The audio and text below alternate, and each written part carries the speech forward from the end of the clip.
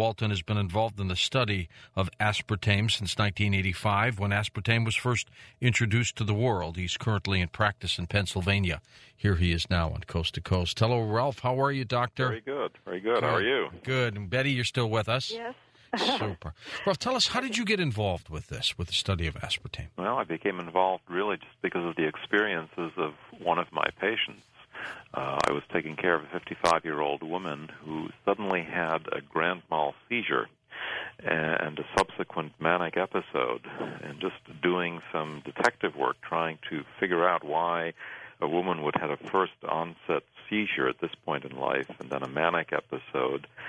The only change in her life was that she decided that she was a little too heavy and substituted Crystal Light, which was an aspartame product, for the sugar that she usually used to sweeten her iced tea. And it made sense on a chemical basis, so I wrote a paper on it. That's how it began. This was a little over 20 years ago, 1985, that paper was published. And Betty, tell me your involvement with Dr. Walton. Well, Dr. Walton writes the information having to do with the psychiatric problems and has helped us tremendously, because most people have no idea that aspartame is the culprit. And I got in touch with him originally after finding out that he had actually done a study on aspartame himself, and also later on when 60 Minutes did a big show when Dr. John Oney made world news on the Aspartame Brain Tumor Association. Dr. Walton did the research on scientific peer-reviewed studies and funding for 60 Minutes. So he's contributed a tremendous amount to the anti-aspartame program as far as helping, people understand what it does. Tell me how 60 Minutes contacted you, Dr. Walton, and then some of the work you did for them.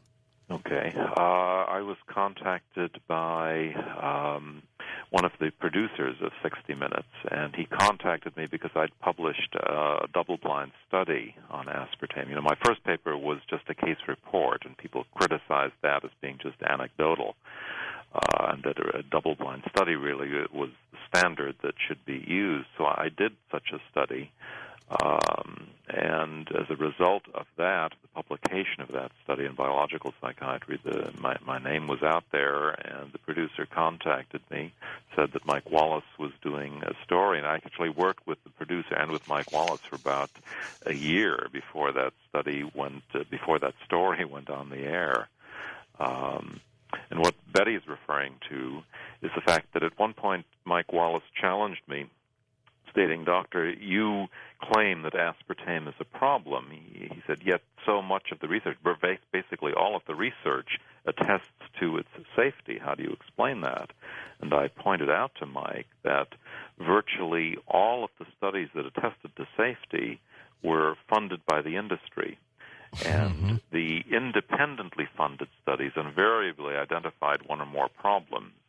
He challenged me to prove that, so I prepared a chart where I looked at all of the studies that had some relevance for human safety with regard to aspartame and divided it up into funding sources. And indeed, the correlation was perfect. That is, that all of the studies that said it was safe were funded one way, either directly or indirectly, by the industry. And the studies that did not have any industry funding always found a problem with it. How could these people who are doing the research for the industry-funded projects,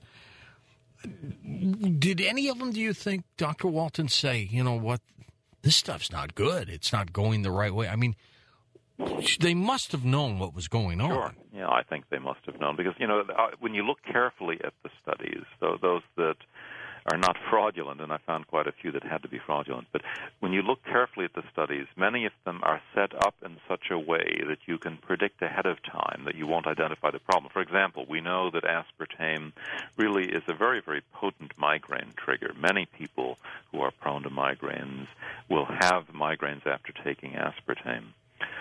But we know that typically you've got to take it for, over 3 or 4 days not everybody, but many people have to have it for several days running before they'll have a migraine. Others are a little more sensitive.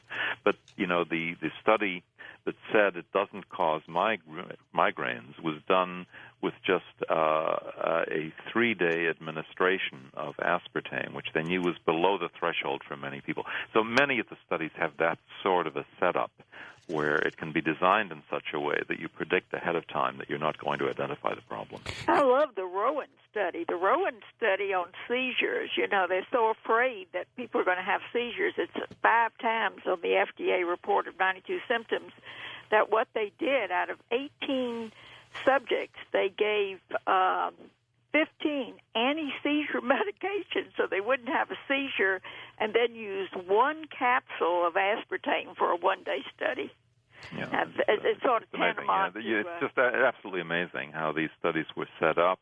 And as I said, some of the studies really have to have been fraudulent because I identified in the work that I did for Mike Wallace, I identified some studies which supposedly were very, very separate studies where exactly the same numbers in the data appeared out to the 4th and 5th digit in supposedly very, very separate studies. And there's no way that can happen.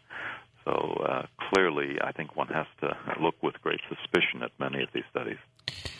Dr. Walton, you looked at also the alarming increase that our children are going through right now in terms of obesity, type 2 diabetes, and other difficulties, behavioral difficulties as well. Do you think aspartame has a contributing factor to these? I'm convinced that it is. Obviously, obesity, the current epidemic of obesity in our children, the metabolic syndrome, type 2 diabetes, etc. There are multiple determinants for this. Our culture has changed. Children get less exercise. They spend more time in front of video games and televisions than previous generations, etc. So there are many, many factors. But I'm convinced that one important factor in the obesity epidemic is the ever-increasing use of aspartame.